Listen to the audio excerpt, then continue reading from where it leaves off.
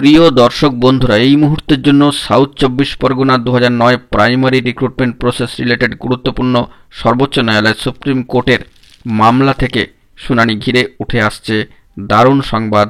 আজকের দিনের জন্য পজিটিভ দিকেই কিন্তু নয়া মোড় নেওয়ার একটা চাঞ্চল্যকর সংবাদ উঠে আসছে।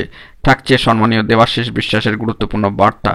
কোর্টরুমে হঠাৎ করে কি ঘটলো বন্ধুরা, তাই ভিডিওটিকে কোনোভাবে স্কিপ করবেন না, শেষ পর্যন্ত ওয়াচ করবেন এবং সম্পূর্ণটা শুনে বোঝার চেষ্টা করবেন। অতি অবশ্যই চ্যানেলটিকে সাবস্ক্রাইব করে রাখবেন জরুরি আপডেটগুলি পাওয়ার জন্য। চলুন কথাবার্তা না বাড়িয়ে আমরা মূল টপিকে ফোকাস করি।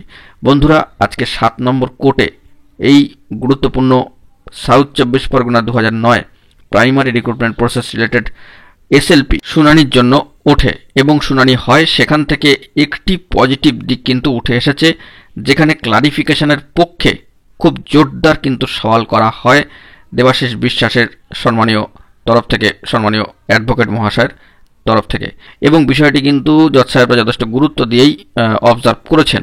লক্ষণীয় বিষয় এটাই যে শুনানিতে যতটুকু অংশ শুনানি হয়েছে তার থেকে যে বিষয়টি বেরিয়ে আসছে সেটি হচ্ছে মামলা কিন্তু এবার পজিটিভ দিকে একটা মোড় নিতে চলেছে, যে মামলা দীর্ঘদিন ধরে স্তিমিত অবস্থায় ছিল।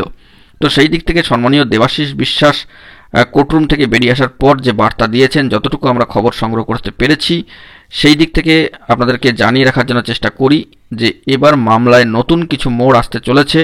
অবশ্য টেন্টেটিভলি একটা শিডিউল ডেডলাইন উঠে এসেছে কম্পিউটার জেনারেটেড 24/1/2025, কিন্তু আজকের মামলা যে হিয়ারিং হলো, শুনানি হলো, সেখান থেকে যে অর্ডার কপি উঠে আসবে সেটিও অত্যন্ত গুরুত্বপূর্ণ। সেই অর্ডার কপিতে যদি কোনো নির্ধারিত ডেটের কজ লিস্টেই মামলাকে পুনরায় রাখবার কথা বলা হয়, যদিও এটি সম্ভাব্য উল্লেখ করলাম, যদি সেরকম কোনো সম্ভাবনা থাকে তবে কিন্তু আগে শুনানি হতেও পারে, আবার 24 তারিখেও সেই ডেডলাইন কিন্তু বহাল থাকতে পারে। তো অর্ডার কপি এলেই সবটা স্পষ্ট হবে।